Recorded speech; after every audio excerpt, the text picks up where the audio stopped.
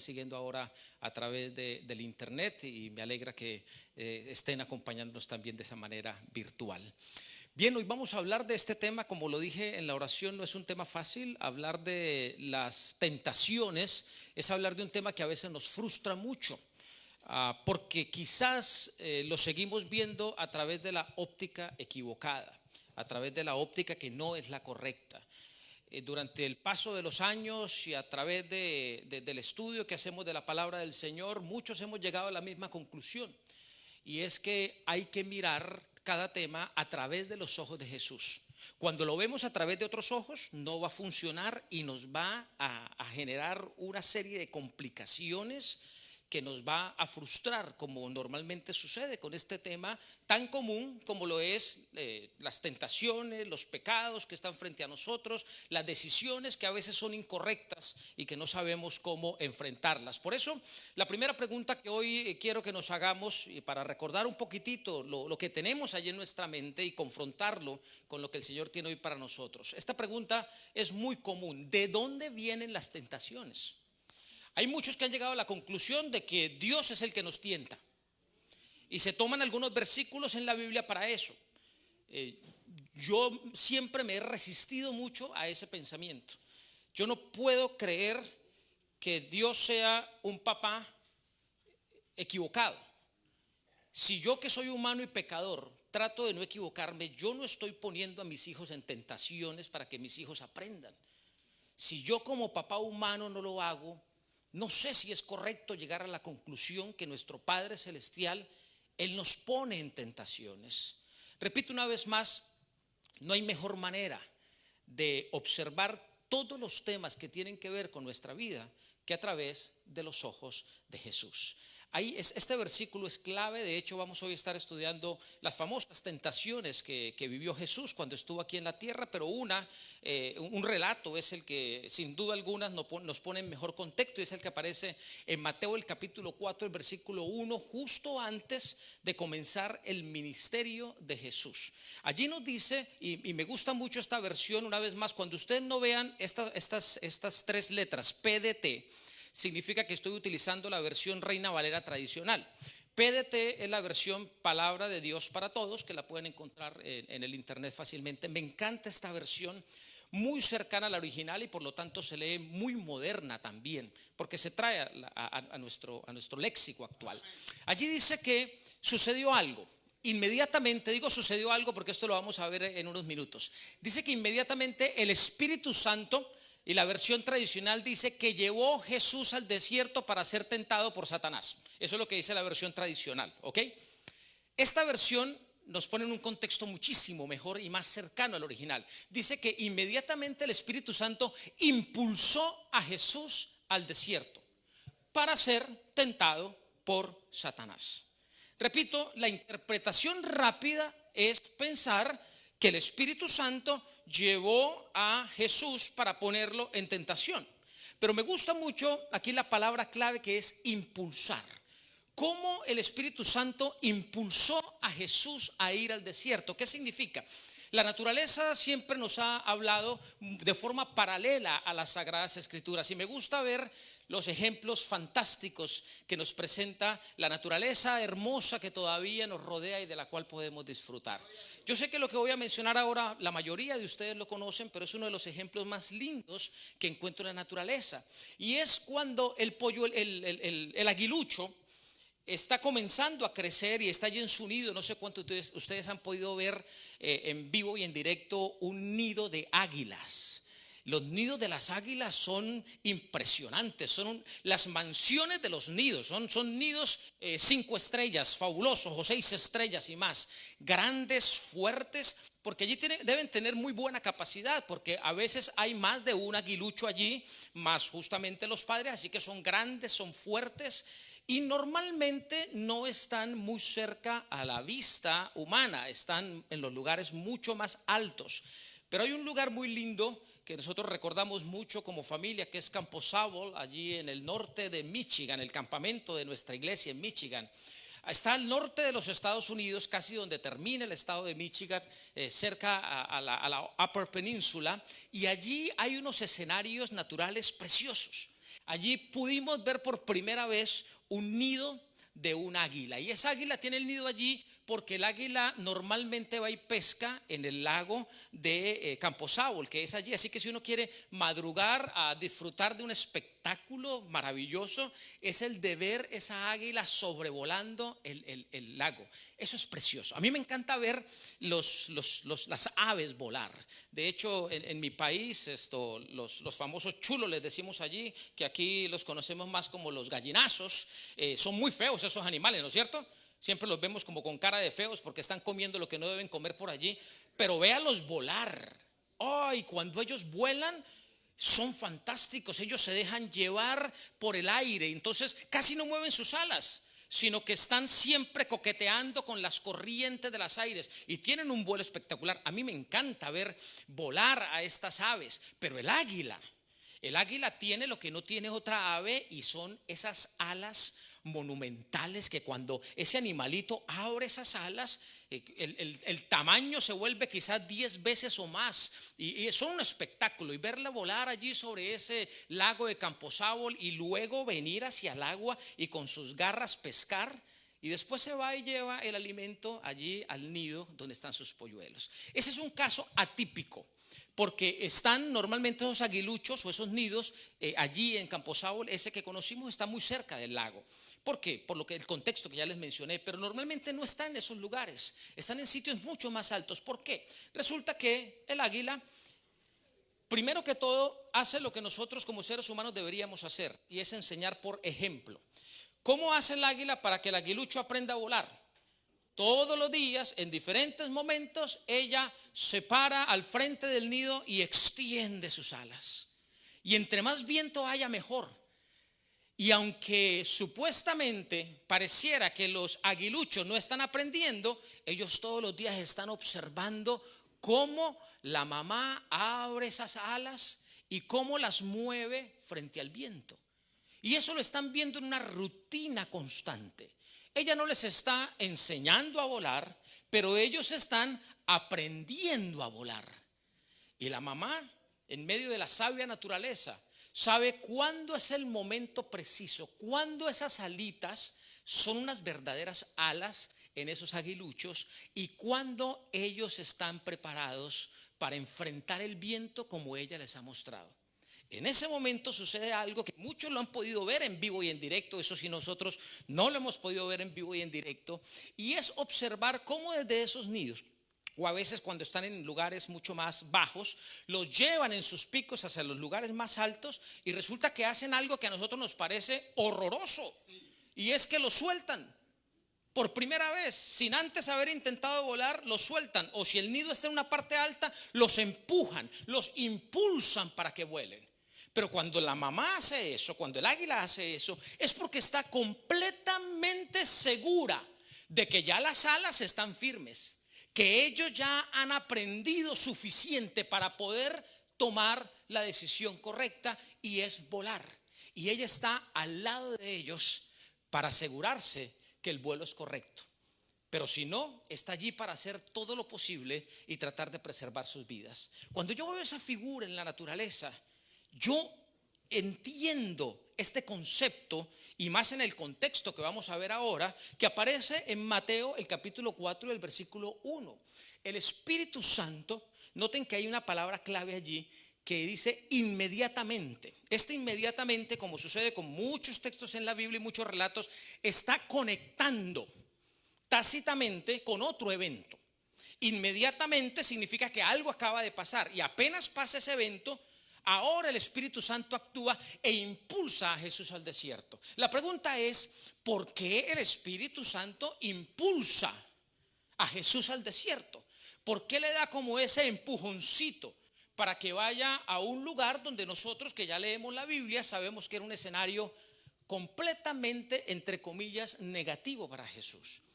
Él inmediatamente nos da la respuesta. ¿Qué fue lo que acabó de suceder? Mateo el capítulo 3 termina con ese evento modelo para nosotros, que es la figura del bautismo.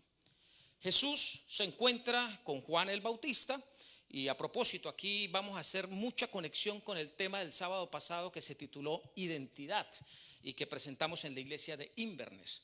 Aquí Jesús se encuentra con Juan el Bautista.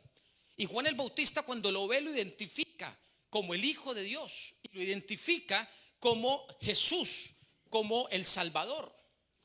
Días después o meses después, Juan el Bautista está dudando y manda a preguntar con sus discípulos: ¿eres o no eres el que ha de venir? Porque tenemos derecho a dudar a veces, y el caso de Juan el Bautista fue un caso de duda. Pero en este momento del bautismo, Juan el Bautista estaba completamente seguro. Y para aquellos que quedan ahora con la duda de por qué Juan el Bautista sí o no, van a tener que ir y observar el tema del sábado pasado que está en el Facebook de la iglesia de Inverness. Allí lo van a poder encontrar. Pero hago referencia porque vamos a tener varias conexiones en la reflexión que vamos a hacer ahora. El punto que nos trae este relato es que Jesús se encuentra con Juan el Bautista para cumplir con un modelo, para cumplir con un ejemplo que compartió con nosotros, y es él entregar su vida a su Padre a través de la figura del bautismo. Hay muchos que le hemos dado a veces, en algunas ocasiones, una importancia secundaria al bautismo, y yo he sido uno de esos, al bautismo por agua. ¿Por qué? No porque sea secundario, porque no sea importante, no, sino porque a veces le hemos dado más importancia de la que corresponde. Porque hablar del bautismo en agua solamente y olvidarnos del bautismo en el Espíritu es darle la importancia al bautismo al agua que no le corresponde. El bautismo en el agua, en el cual Jesús nos dio ejemplo, es fantástico, porque es la decisión humana de aceptar a Dios, al creador del universo, como mi esposo, como mi esposa, una figura como matrimonial. Ahora no estoy solo, ahora vamos juntos, me caso con él. Es decir, es una figura donde yo ya decido que la vida no la vivo solo, la vida la vivo de la mano de mi creador, y ahora vamos juntos y se va diferente, es completamente distinto. Ese es el bautismo en agua.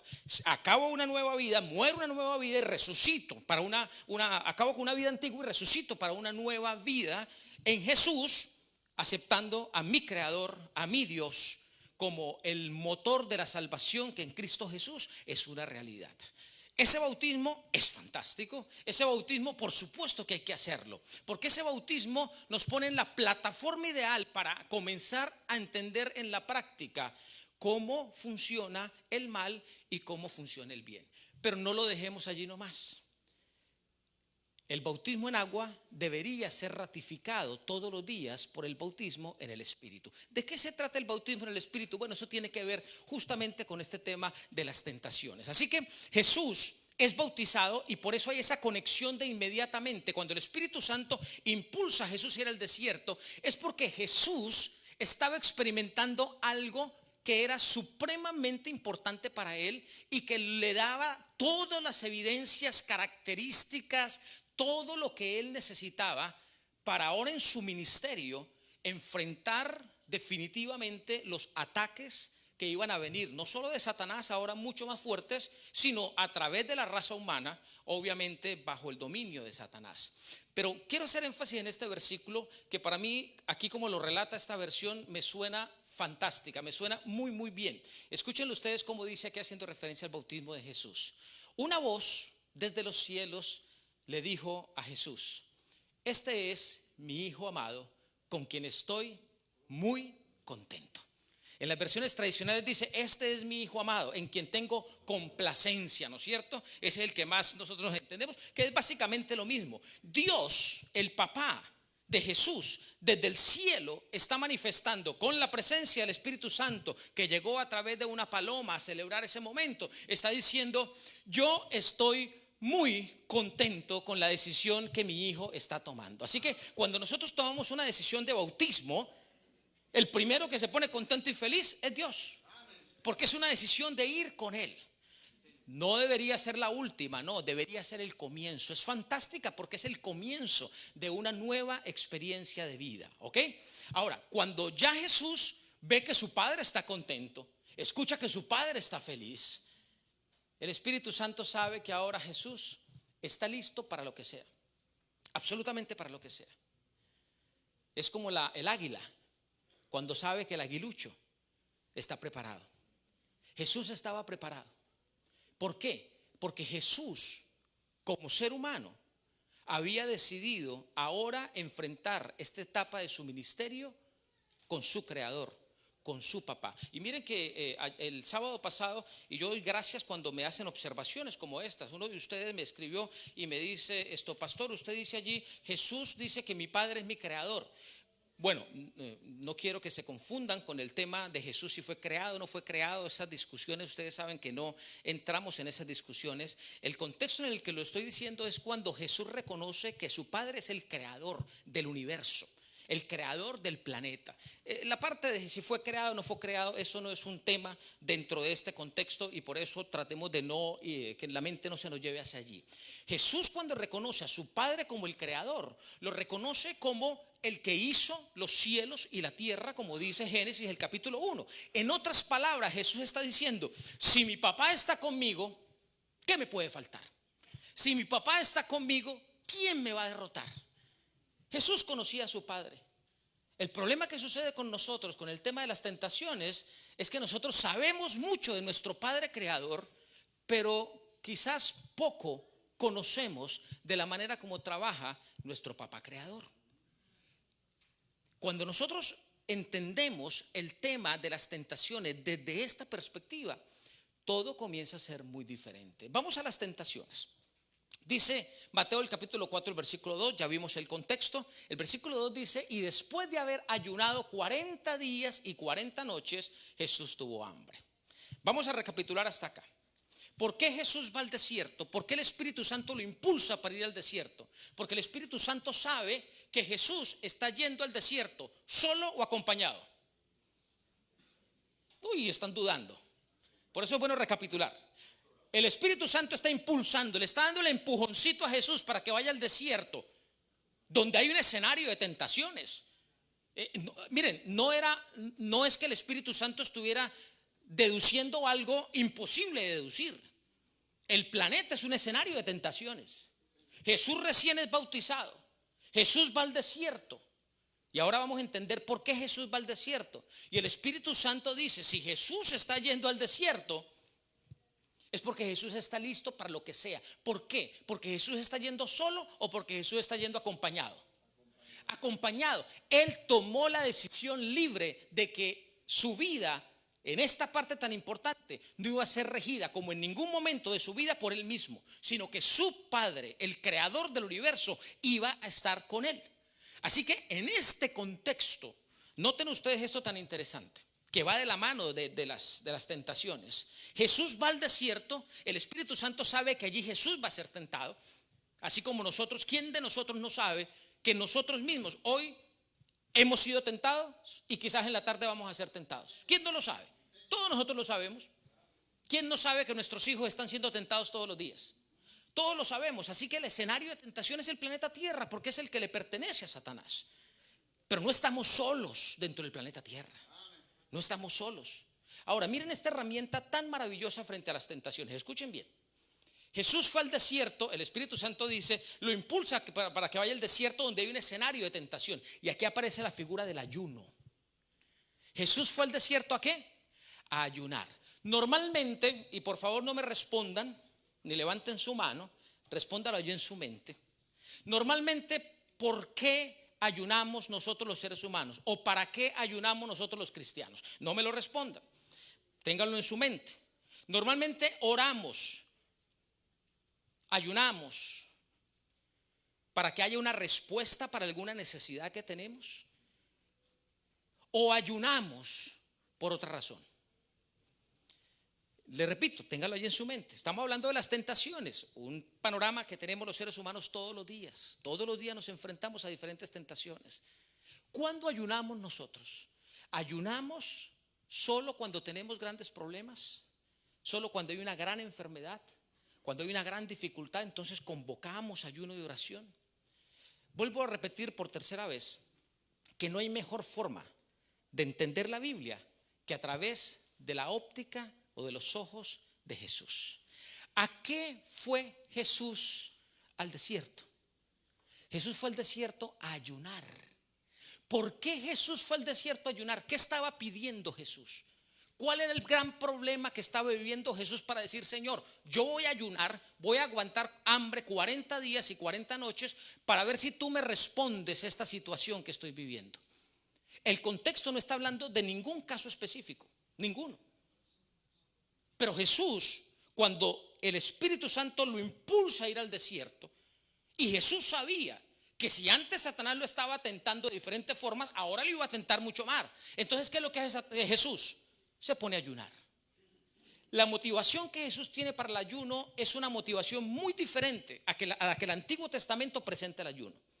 La convocatoria en el Antiguo Testamento al ayuno era porque habían problemas muy difíciles, una guerra que se iba a enfrentar, una aparente invasión, una peste que había dentro del pueblo, muchas razones. Entonces nos convocaban al ayuno, y allí nos quedó el concepto de que el ayuno es para que Dios solucione los problemas que tenemos. Muy transaccional. Y sí, así funcionaba, porque en la historia del Antiguo Testamento no había un Salvador que ya hubiera venido a morir por la raza humana. Entonces era un escenario diferente. Por eso Jesús en muchas ocasiones decía: ustedes oyeron que fue dicho tal cosa, pero ahora yo les digo. El tema del ayuno sucede exactamente lo mismo. Ya no se necesita ese ayuno transaccional. No, ahora el ayuno tiene otro propósito.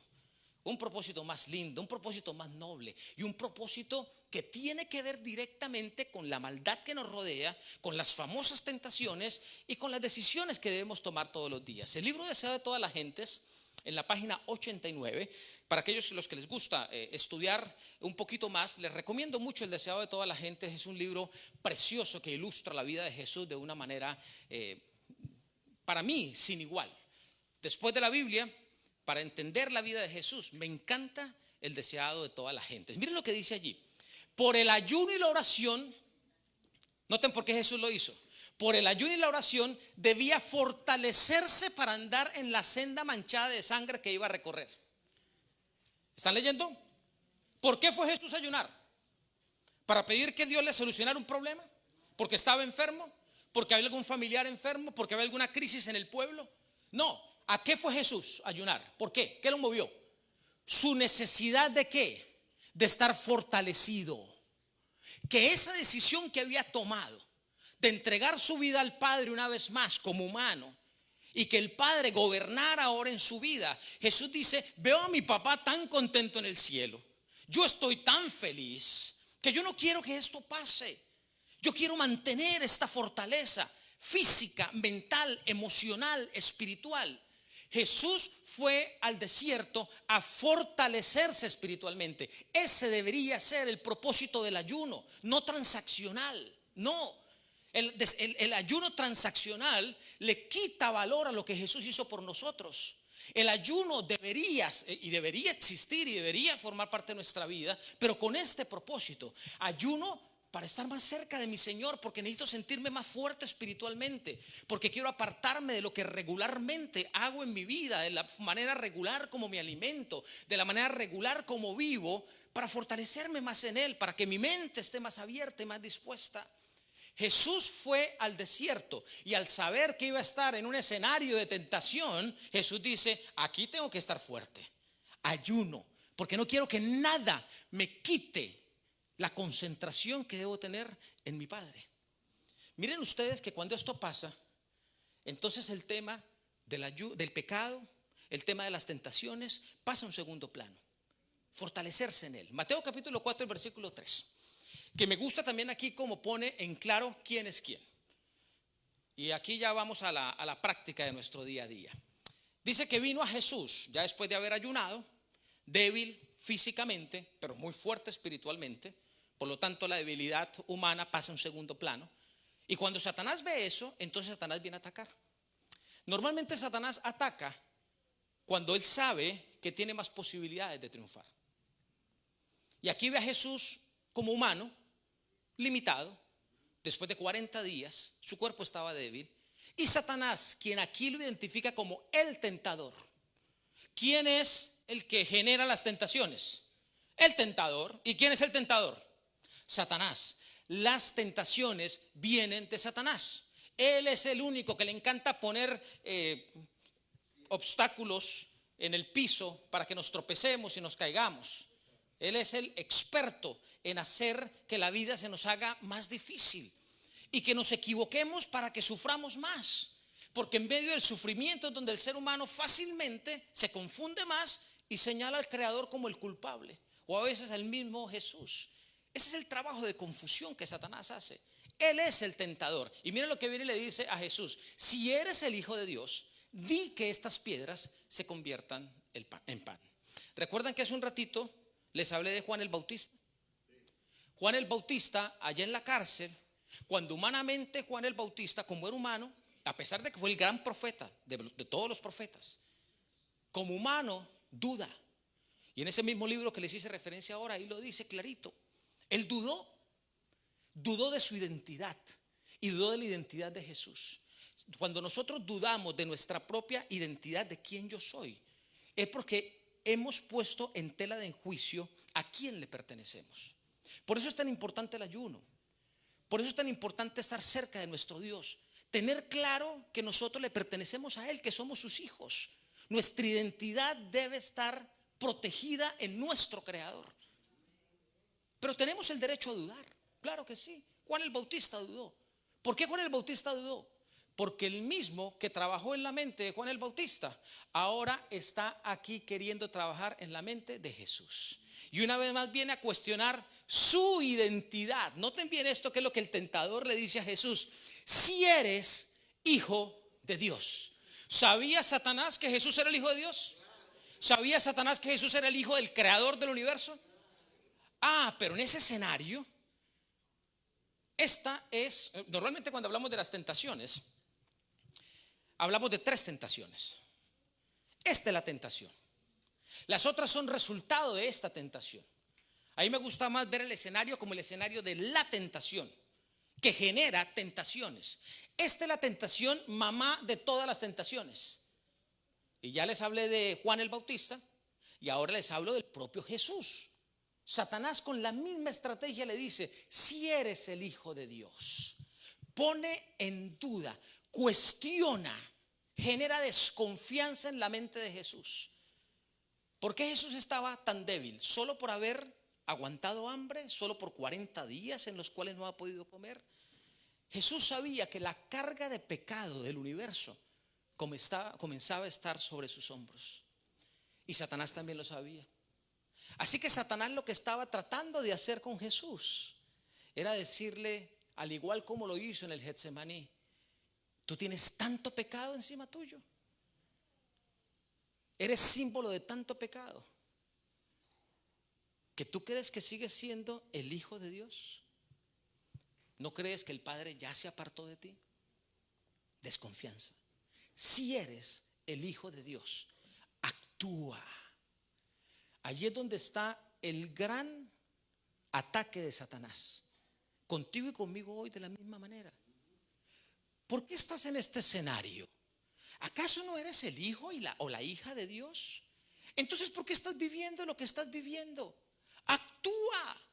Demuestra que eres el hijo de Dios. Demuestra que eres la hija de Dios. Esa es la gran tentación que genera cualquier cantidad de problemas y de errores que los seres humanos cometemos. La gran tentación de Satanás se llama identidad.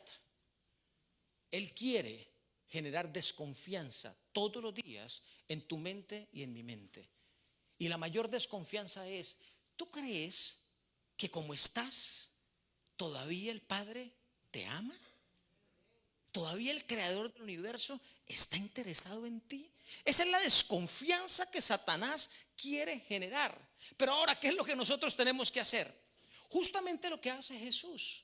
Y aquí para mí viene la gran enseñanza frente a las tentaciones. Y en lo personal le doy gracias al Señor por la manera como Jesús le enfrenta y como Jesús nos enseña. Porque esto es algo que Jesús lo dice bien claro. Miren lo que dice el versículo 4. La respuesta de Dios a este escenario, de Jesús a este escenario tan desafiante que el tentador o Satanás está generando. La respuesta de Jesús es: escrito está. No solo de pan vive el hombre, que fue la primera, como tradicionalmente conocemos las tentaciones. No solo de pan vive el hombre, sino de toda palabra que sale de la boca de Dios. Noten ustedes, una vez más, el tema de la identidad dentro de las tentaciones. Jesús responde, ¿y qué es lo que dice? Escrito está. Miren, yo en estos años que hemos venido estudiando juntos aquí en el distrito, creo que ya estamos en el contexto de hablar algunas cosas que cuando por primera vez se escuchan no suenan fácil y no suenan lógicas dentro de nuestra lógica humana. Pero ya como hemos estudiado tanto juntos, no solo en lo que hemos estudiado en el caso mío, sino con los pastores del distrito, que tenemos, gracias al Señor, una misma orientación en esta área, podemos decir algunas cosas que suenan muy fuertes, pero que Jesús nos ayuda a entenderlas así suenen fuertes. Jesús aquí también pone en perspectiva. Y Jesús aquí dice, con lo que está escrito no es suficiente. ¿Qué estoy diciendo? Lo que acabaron de escuchar. La Biblia no es suficiente. Y si se toma solo esta frase, me imagino que Biblias e himnarios van a comenzar a caer, ¿no? No tomes la frase solito, la Biblia no es suficiente. Jesús está diciendo, escrito está. Hace una referencia a lo que en ese momento era el Antiguo Testamento. Pero escucha bien esto. Jesús dice, lo que aquí importa y lo que está escrito es lo que sale de la boca de Dios. La boca de Dios. No reemplacemos más la boca de Dios por la Biblia. Te lo voy a explicar para que lo puedas entender y la frase que acabo de decir sea mucho más fácil de digerir. ¿Cuántos de nosotros no hemos caído en el error de pensar que entre más sé de Biblia, mejor cristiano soy? No. ¿Cómo respondió Jesús ante la tentación? Escrito está. Si yo me sé los versículos de la Biblia y yo me sé el escrito está. ¿Dónde está el versículo? Exactamente. Entonces yo voy a poder atacar al enemigo y voy a responder al enemigo. Noten ustedes que Jesús no le responde a Satanás. Las tentaciones no se enfrentan. Las tentaciones no se enfrentan. ¿Quién soy yo para enfrentar a Satanás? ¿Quién eres tú para enfrentar a Satanás? No. Las tentaciones no se enfrentan. Lo que hacemos nosotros, los que hemos entendido el Evangelio, es refugiarnos en el que sabe enfrentar a Satanás desde el principio. ¿Que quién es? El Creador. Por eso Jesús no se queda simplemente con el escrito está. El escrito está sí es importante, como el bautismo en el agua sí es importante, pero hay algo que le da más valor, que le da más sentido al escrito está y al bautismo en agua, y es el poder del Espíritu Santo, que es el bautismo diario que deberíamos recibir. Cuando le decimos al Espíritu Santo, tú tienes vía libre. Es nuestro ayuno diario. Señor, tú vive en mí, querido Espíritu, y tú llévame contigo. Trabajemos juntos. No quiero enfrentar solo la vida que estoy viviendo. Te autorizo para que tú gobiernes en mi vida. Ese es el bautismo en el Espíritu, que tenemos el privilegio de acceder a él todos los días. Pero hay muchos que nos hemos conformado con el bautismo en agua. No, yo me bauticé hace 30 años atrás. Yo me bauticé hace 50 años atrás. Yo me bauticé hace 2 años atrás. Estoy listo. Ya pertenezco al pueblo de Dios. ¿Estás seguro? Así no funciona. Ahí es donde nos frustramos. Porque claro, cuando decimos yo estoy capacitado, yo pertenezco a, yo sé cómo enfrentar al enemigo, vamos y lo enfrentamos y el enemigo nos da 12 o 3 vueltas y luego decimos, Señor, ¿por qué me abandonaste? No, el Señor nunca nos abandonó. Lo que pasa es que nosotros le quitamos su lugar. La Biblia es supremamente importante, claro que sí. Es la palabra de Dios. Pero tú y yo, gracias a Jesús, tenemos acceso directo a esa palabra de Dios. Contextualizada, actual, vigente, de acuerdo a lo que tú estás viviendo. Entonces, para aquellos que están confundidos, que puede suceder, entonces dejo de leer la Biblia y solo le digo al Señor que me hable. Es una conclusión equivocada. Si tienes la palabra del Señor, claro que disfruta de esa carta maravillosa que es. Pero si puedes traer directamente a Dios para que te diga en torno a la situación específica que estás viviendo, qué hacer, cómo actuar, cómo moverte, pues ¿por qué desaprovecharlo? Si todavía no lo entiendes, te lo digo de otra manera mucho más fácil. Si yo le mando a mi esposa, o mientras estuve en ausencia, le mandé unas cartas de amor preciosísimas. A ella le encantaron esas cartas. Antes se mandaban, ¿se acuerdan? Ahora son textos, ahora son emails. Pero pensemos que ella recibe esas cartas de amor de mi parte. Pero yo ya llegué del viaje y yo estoy en la casa. Y ella sigue encerrada en el cuarto leyendo la carta. Y yo ahí en la sala, dispuesto a decirle todas las cosas lindas que quiero decirle. Pero dice, no, mi amor, espérate un momentito, porque es que yo me voy a leer las cartas. Es que me gustan tanto tus cartas. No, no funciona así. No tiene lógica. Las cartas son importantes, claro que son importantes, porque nos muestran lo que pasó. Pero no reemplaces el presente. Toma las cartas, toma las Sagradas Escrituras, los 66 libros como los estudiamos en un poco más de un año y medio. Toma esos 66 libros, disfruta de ellos para que tú conozcas la historia, para que conozcas el proceso, para que conozcamos cómo Dios actúa. Pero ahora que Jesús al resucitar me da acceso directo al Padre, al Creador del universo, ¿cómo lo voy a ignorar? Y sigo simplemente leyendo las cartas, cumpliendo con el requisito de la lectura diaria que tengo que hacer, pero no experimentando la presencia del Creador en mi vida. ¿Estás captando el mensaje? Eso es lo que le da sentido a todo. Por eso Jesús le dice a Satanás, al tentador, y Jesús es, yo alabo al Señor por la forma como Jesús humanamente enfrentó esto. Jesús le dice a Satanás, tú me estás diciendo que haga algo. Ni tonto yo que me pusiera a hacer lo que tú me digas. Yo lo único que quiero es que tú te enteres que yo sé la historia, que hay un escrito está, que yo sé en quién me refugio. Pero le hace la claridad: no solo de pan vive el hombre, sino de toda palabra que ¿qué? Que sale ¿de dónde? De la boca de Dios. ¿Se acuerdan cuando Dios, el mismo creador, llama a Moisés, que hemos hablado mucho de él, que está frustrado en el desierto creyendo que su vida es una miseria? ¿Y qué fue lo que transformó por completo a ese hombre que estaba destruido, derrotado, estresado, frustrado, deprimido? Que el Padre, el creador del universo, le dice: mira, Moisés, te hago una propuesta. Yo quiero estar en tu boca. ¿Se acuerdan de eso? Lean la historia. Yo quiero estar en tu boca. Si tú me permites estar en tu boca, no hay problema, no hay tentación. Tú vas a estar listo. ¿Por qué? Porque yo voy a estar contigo. Porque yo voy a estar contigo. Por eso Jesús le dice no solo a Satanás: mira, yo no te voy a hacer caso, no te voy a seguir el juego. Yo solo quiero que tú sepas que conozco lo que la Biblia dice. Pero también quiero que tú sepas que más que lo que yo leo, es lo que yo escucho. Y de la boca de mi Padre, Él me dice lo que debo hacer. Y lo que menos yo debo hacer es refugiarme en la tentación, que es lo que nos pasa a nosotros. Cuando nosotros estamos pendientes, ¿no?, de cuáles tentaciones van a llegar. ¿Y cuál es nuestra oración tradicional? Señor, ayúdame a vencer esta tentación. Señor, ayuda a mis hijos para que tengan el poder para vencer las tentaciones de este mundo. Y siempre estamos pidiendo que ellos reciban poder para vencer las tentaciones. ¿No les parece que estamos enseñando mal? No. Pero ¿saben por qué? Es que es mucho más fácil recitar una oración de esas que hacer lo que hace el águila con los aguiluchos. ¿Qué es lo que hace el águila con los aguiluchos? ¿Se acuerdan de la historia del comienzo? Todos los días ella está modelando cómo abre sus alas. Ese espectáculo. Así es que funcionan. El problema es que nosotros en nuestros hogares seguimos cumpliendo con los requisitos tradicionales de iglesia.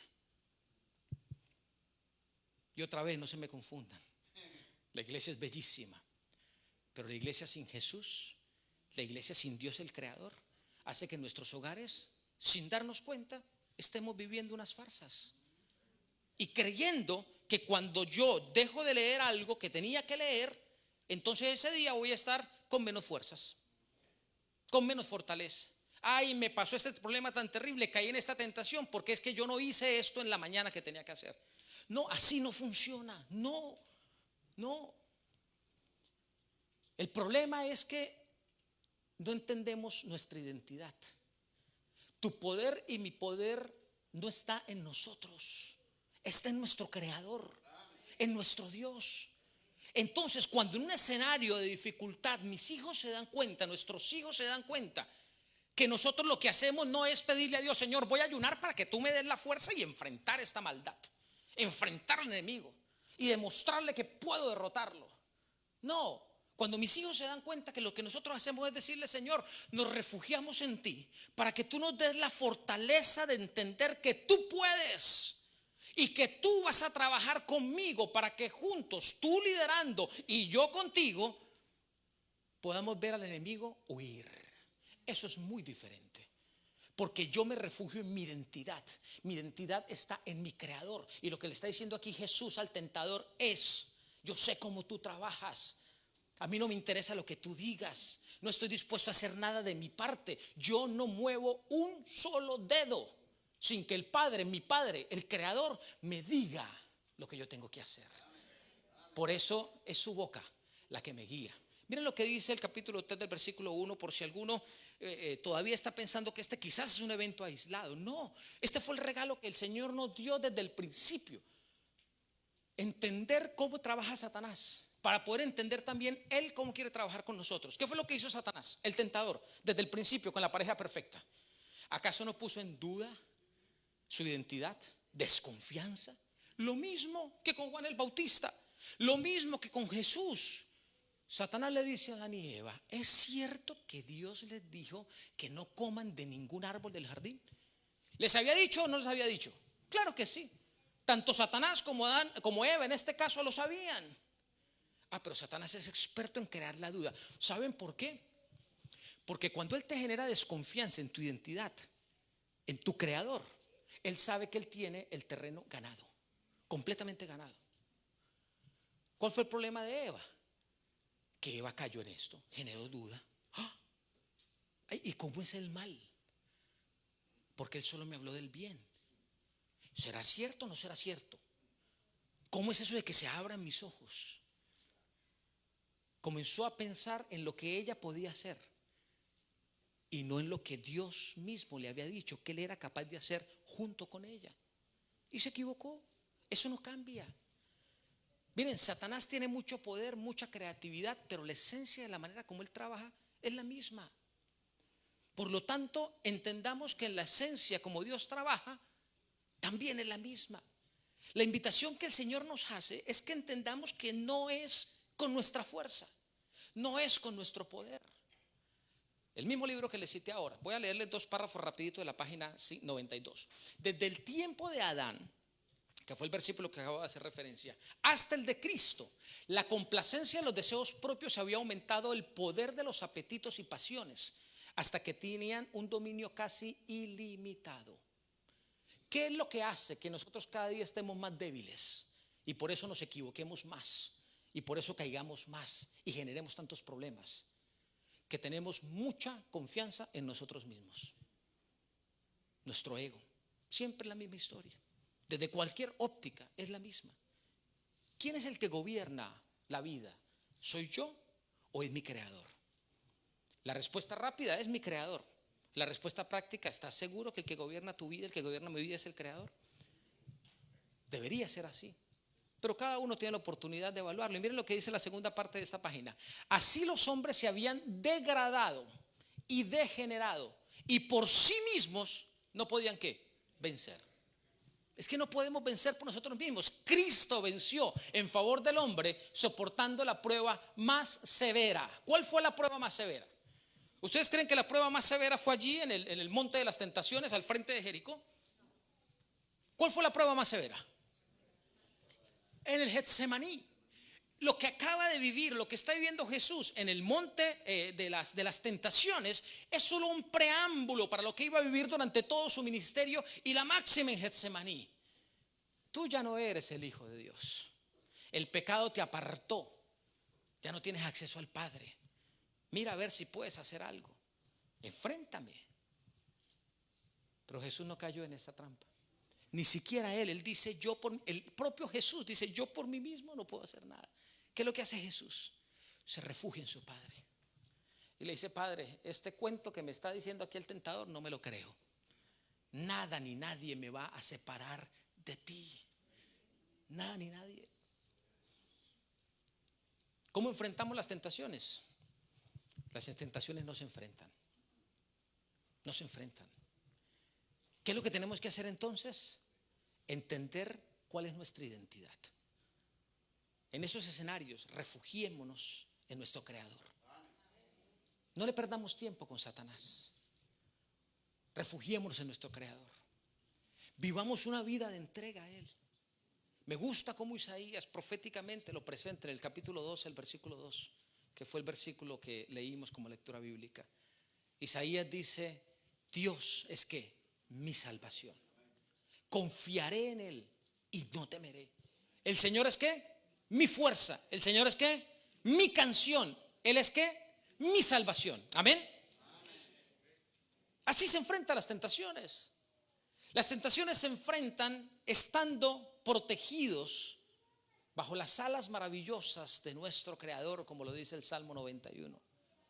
Las tentaciones se enfrentan entendiendo el trabajo que Jesús hizo por nosotros, entendiendo que yo sigo siendo el Hijo de Dios, tú sigues siendo la hija de Dios. La mancha del pecado no nos separa de Él. No, es una estrategia antigua de Satanás. Refúgiate en tu Creador. Pon a Jesús en su lugar. Porque cuando yo me refugio en mi Creador es porque yo entendí que Jesús, gracias a lo que mi Creador planificó, que es lo que conocemos como el plan de la salvación, me dio ese regalo maravilloso de la salvación. Y no importa lo que haga Satanás, si yo estoy refugiado en Él, si mi vida es una vida de ayuno, si entendemos bien el ayuno como lo hemos mencionado y como Jesús nos lo enseña, una vida en la cual yo estoy permitiendo que el Señor todos los días me fortalezca con la presencia de su Espíritu. No es hacer otra cosa diferente a decirle al Señor: Señor, aquí estoy para que tú me fortalezcas.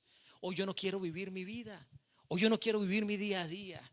Yo quiero vivir el día a día contigo. Quiero que tú me fortalezcas. Quiero que tú seas mi salvación. Quiero que tú me des la seguridad de que estás a mi lado, de que no hay temor si tú estás presente.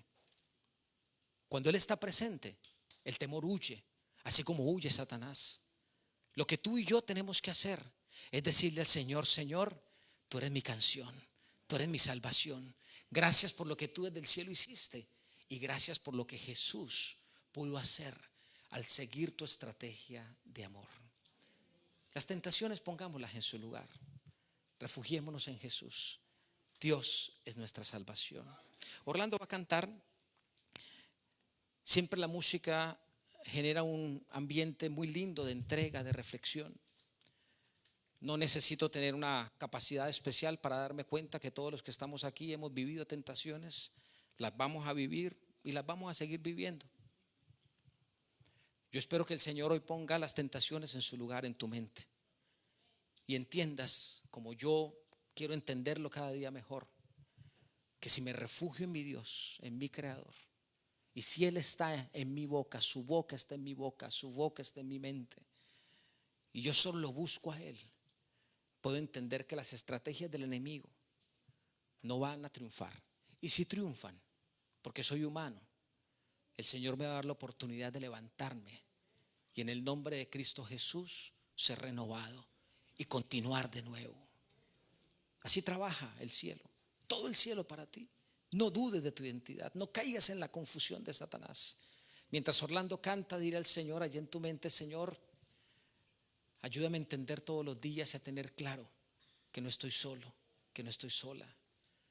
Ayúdame a entender que tú estás conmigo para darme todas las herramientas, no para que yo venza, sino para que yo te vea a ti vencer y abra el camino para que tú puedas actuar.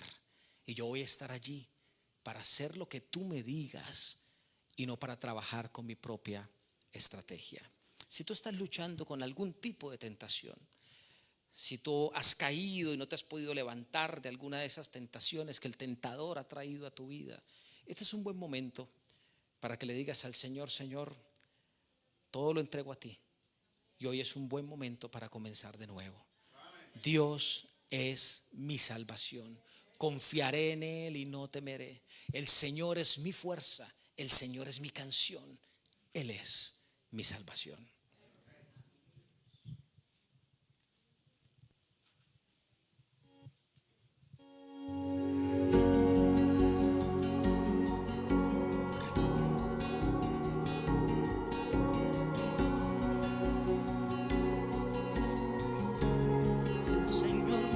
mismo es mi vigía.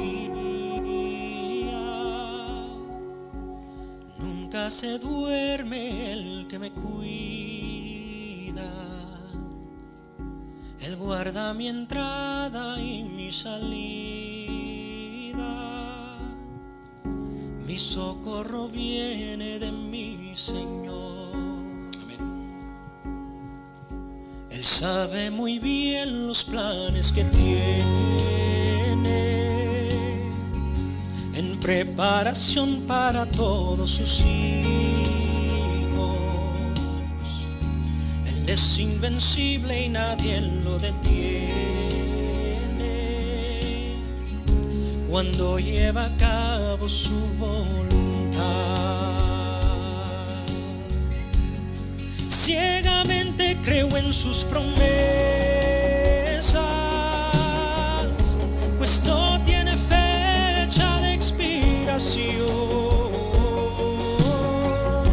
Todas sus palabras guían mi senda, cuando en mis ojos no queda visión. Hoy sigo de pie y prosigo a la meta, tras el sonido de su voz. Y aunque mi cuerpo desfallezca, me reanimará con su gran amor.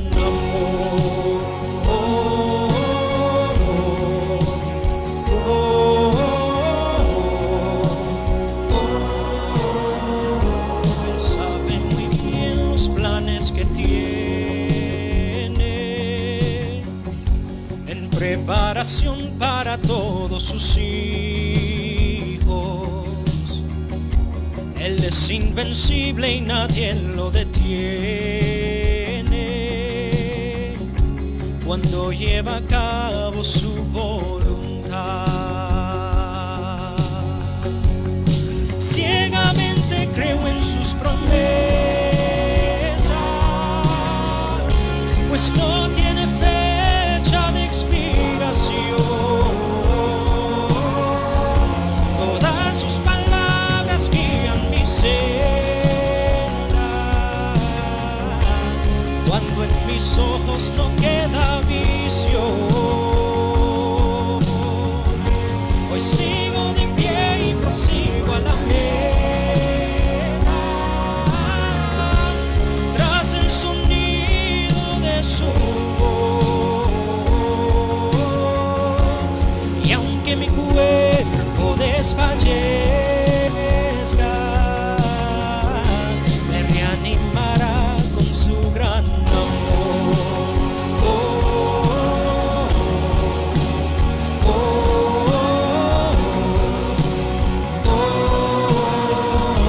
Me reanimará con su gran amor.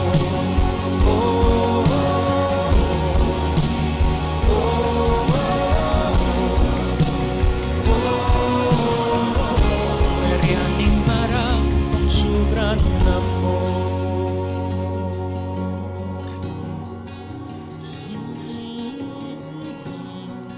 Allí donde te encuentras, te invito para que inclines tu rostro y hablemos con el Señor. Gracias, Padre, porque al salir de tu casa en esta tarde, tu Espíritu nos envía con un pensamiento que, si hasta este momento no ha sido el motor de nuestra decisión, te pedimos que nos ayudes para que ahora comience a hacerlo. Y es que salgamos de este lugar convencidos de que tu voz puede ser escuchada. De hecho, es escuchada por cada uno de tus hijos que decidamos escucharla. Gracias, Señor, por recordarnos que somos hijos del Creador del universo, que Satanás no puede, a menos que nosotros consintamos, a menos de que nosotros caigamos en el error de enfrentarlo. El tentador y sus tentaciones no tienen espacio mientras nosotros estemos convencidos de que nuestra identidad es nuestro Creador. Nuestro Creador. Tú, Señor, que también eres nuestro Padre. Ese mismo Creador que no solo está dispuesto a hablar a nuestra mente, sino que está dispuesto a llenarnos de su amor. El amor que acepta, el amor que nunca rechaza, el amor que siempre está dispuesto a ayudarnos a aprender de nuestros errores. Es hora de comenzar de nuevo si es que aún no hemos comenzado. Es hora de vivir la voz del Creador, de involucrarlo en nuestro día a día, para que entonces la palabra escrita tenga sentido y brille en nuestras mentes como referentes que ahora podemos ver en la práctica. Así que, Padre, toma control de nuestras vidas. Tú conoces cada mente, cada corazón. Nos refugiamos en ti, Señor, y te damos gracias porque tú nos aceptas. Gracias porque tú no tienes prerequisitos. Gracias porque tu amor derrumba cualquier límite. Hoy ayúdanos a salir de este lugar convencidos de que tu amor nos da el lugar que nos corresponde. Somos hijos e hijas tuyos. Y tu voz, la cual quizás hemos dejado de escuchar porque la hemos reemplazado, podría comenzar a escucharse, debería comenzar a escucharse. Depende de ti, depende de mí. Que nuestro Padre nos ayude para que en un mundo de tentaciones nosotros podamos escuchar su voz, refugiarnos en Él y ver Él cómo actúa para nuestro bien y hace que el enemigo, como lo hizo frente a Jesús, tenga que salir huyendo. Gracias, Señor, porque esa experiencia también puede ser nuestra. En el nombre de Jesús oramos. Amén. Pueden sentarse, mis hermanos.